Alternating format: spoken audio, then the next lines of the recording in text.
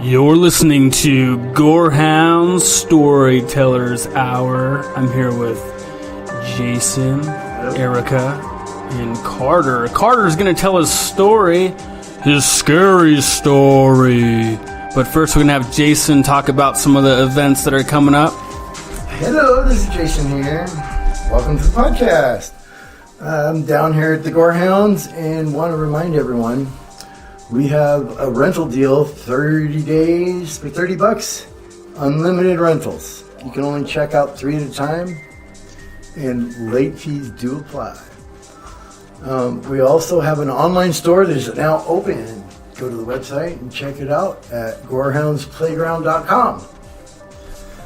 A reminder, the first Wednesday of next month, the Film Network meeting will meet. If you guys want to plan anything, bring anything to show off, go ahead and do that. Proposals for shows, podcasts. If you have a personal event, you can acquire our space. We do have rental space here. Talk with Jeff. We have right around over 6,000 titles in the house right now. Not just horror, independent films, kids films, foreign, comedy. Come in and check it out. We're on Drake and Chills in Port Collins. All right. What's our movie pick for the day? You want to do yours first? Sure. All right. So, my recommendation for movies that's pretty relevant for our times is God Bless America. It's kind of how I feel right now in the current state of our government. So basically, I'm not going to give the whole plot away, but this guy goes crazy, teams up with a teenager, and they go out and they kill reality TV stars. It's awesome. Check it out. Sounds like fun. For sale or rent? He's tired of just the American culture. He's tired of the reality TV shows and how, we glamorize making fun of people and drama, and he's fed up. So he's taking people out. Bang! All right, my pick is Donnie Darko, and we are going to put that back in the rotation for showings. We do have shows on Friday and Saturday night, and Monday and Tuesday. Check the website or come on down. Donnie Darko, I don't know if we classify that as horror. Maybe a sci-fi. It's a pretty twisted film. Not a lot of people understand it. I don't. I didn't. I've watched this movie a million times. I still don't understand it. Really? I got it in second time. It's basically, when I watch it, it's multiple stories going on at once. Yes, it is. And I still don't understand it. And a multiple amount of Hollywood A-listers helps out with this movie. We do have it for sale and for rent. I'll rent it again and watch it. I actually read a Reddit post about Donnie Darko, and they say you have to be slightly schizophrenic to understand it, so that might say something. Oh, great. I might be schizo. You just gotta be really fucking high. I think I'm there. That edible got me today. Alright. So, we're gonna get into it. Carter has his scary story. Involves a semi-truck? Yeah, it does, yeah. Okay, yeah. I'm gonna let you start. I'm gonna be quiet. Yeah, go for it. I don't know if this is this is a real life story. It's not necessarily crazy scary, but it definitely is interesting. But about 2014 or so about 4 or 5 years ago, I started driving semi-truck as a profession after I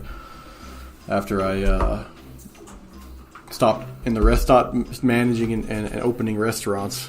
I decided I wanted to be more free and more my own boss. So what better than to drive a semi truck down the road and not have to deal with anybody's crap, apparently. But I had been driving semi-truck for about a year or so when I was based out of Dallas, Texas. I was still living here in Colorado, but my terminal or my place where I parked my truck was Dallas, Texas. What kind of load were you driving? I was actually leaving empty from Dallas and going up to Arkansas to pick up some chicken, actually.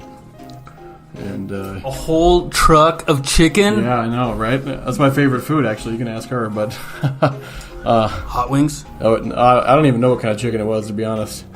But I had left Dallas and headed towards Arkansas. But that's what they told you, that's chicken, but it could have been human flesh. That's probably true, actually, yeah. The company I worked for was pretty shady, so I wouldn't doubt it. But I was heading towards Arkansas and to pick up the chicken. And I made my pickup, and I also picked up another gentleman that wanted to train and learn how to be a truck driver. So that was kind of my thing. Was his name Bill Shitlinger? No. I don't think that guy would be cut out for truck driving. I mean, he might be good for talking on the CB and fraternizing with other truck drivers, but I'm not sure if he'd be good at driving truck itself, though. But this gentleman had only been driving truck for 3 weeks, so he barely had just got his license, and he was fortunate enough to get to experience this with me. When I say fortunate, it's I'm actually being facetious, but so like I said, I've only been driving truck for about a year. He's been driving truck for 3 weeks, and we're driving down the interstate. It's a normal day. It's a nice, beautiful day. Weather's good. How's traffic? Traffic's actually pretty heavy. It's a weekend, so there's a lot of traffic in between. It's I-30. The interstate's 30, and it goes between what is it? Little Rock, Arkansas, and Dallas, Texas, basically. So it's like a cut through to get to I-40. Okay. And I had just passed the Arkansas line when it just felt weird. I don't know. I didn't know anything was going to happen, but I just felt on guard. Like I don't know how people feel things before they happen, but they do. I mean, I'm sure you guys experience things like that. Premonition. I guess. Yeah. It's like when events happen, it's like time slows down almost. Exactly. And the funny thing about that is Erica had mentioned that you should tell a story, and I told her I don't have any scary stories, and she goes, "Are you sure?" And I started thinking, and it's funny because I probably thought of like 10 scary stories over the next hour after she asked me if I was sure. And I think it's kind of weird where you put things in your brain when they're actually traumatic, not necessarily just scary, but like actually traumatic. Like they go into a different. I feel like they go into a different part of your brain and get compartmentalized. You know what I mean? Mm-hmm. Because I didn't think about this for years and years until until she asked me, like if I had to scary. Locked out the trauma. Yeah, I guess so. It's weird, but I didn't do it on purpose. It just went bye. It's just trauma. Yeah, right. Ends up in your subconscious, and it's that's what we do. Yeah, yeah. So I was feeling kind of already on guard for some reason, and I'm not sure why. Obviously, I mean, I know now, but back then it didn't make any sense to me. And I was really paying attention, really paying close attention to traffic, thinking an accident might happen. I didn't know. And I just crossed into a city in Arkansas called Arkadelphia. Arkadelphia. Yeah. Are you serious? Yeah. That's the name? I swear, you can Google map it right there. It's right off I-30. I think it's exit like 71 or something. I mean, I drove those interstates so much I can. Is it a really podunk fucking town? Yeah. I mean, Arkadelphia is tiny. Like the. Yeah. I can't even say that. Arkadelphia. Word. Yeah. I'm not even gonna try. Yeah. And so, I just passed the Arkadelphia is near Hope, Arkansas, where Bill Clinton was born, by the way. And so I'm heading into Arkadelphia. Yeah, and I just passed the exit. There's an exit for a truck. I remember the exit for the truck stop because I felt like I should have got off. I really did. Like no joke. I felt like, hey, should I just take a break because I'm feeling weird. Like I said, from the beginning I was feeling weird, but You got a trainee with you too, so you're Yeah. extra. You like want to do stuff right. exactly. And he was in the passenger seat, kind of just taking everything in, just kind of doing the same thing I am, scanning. I'm trying to teach him as much as I can about staying safe and looking around and all that stuff. But I felt like I should get off, and I didn't, because we had only been driving for maybe like 3 hours, and that's when you drive. Break time. Right, when you drive for a living, 3 hours is nothing, to be honest. So I kept going, and maybe like another 2 miles past that exit, there was an overpass, and literally the overpass itself was a normal overpass. It just had no exits. You couldn't get on or off right there. It was just an overpass over the highway, and it went into woods on both sides, like dense forest, because we don't have that much out here, but down there it's really thick and you can't see anything. And I'm looking at this overpass, and I see a person just hanging out up there, and I'm like, I'm wondering if they're taking pictures. Are they who wants just to watch traffic? That seems super boring. Are they taking pictures? What are they doing? I see that right behind the person that I saw. At that point, I didn't know it was a female or anything, but I see a car, literally almost in the background of her shape. There's a white car, and I'm just wondering, are they broken down? Why would somebody be On an overpass. on an overpass just hanging out? It was just really odd. So I have a question. Between the time you notice this person and the actual incident, how much time is in between, do you think? Dude, I'm gonna be real. It felt like it was an hour. I have no. I mean, maybe I probably most likely a minute and a half, but it felt like way longer. Honestly, it felt like a very, very long time. And I just slowed down, your natural instinct. Anything trips your trigger, anything sets off your spidey senses or whatever. You just, Especially in a truck, man. You gotta plan for that kind of stuff. yeah. I mean, as it was, the truck that I was driving can only go 60 miles an hour anyway, because that's what they give you when you're first, brand new at driving truck. They don't allow you to do the speed limit. So I was the slowest thing on the road. The speed limit's 75 miles an hour. Everybody's just, Here you come creeping along. Yeah, and I slow down even more because I'm worried, right? I don't know what's going on. I don't have any idea. It's good that you listen to your gut.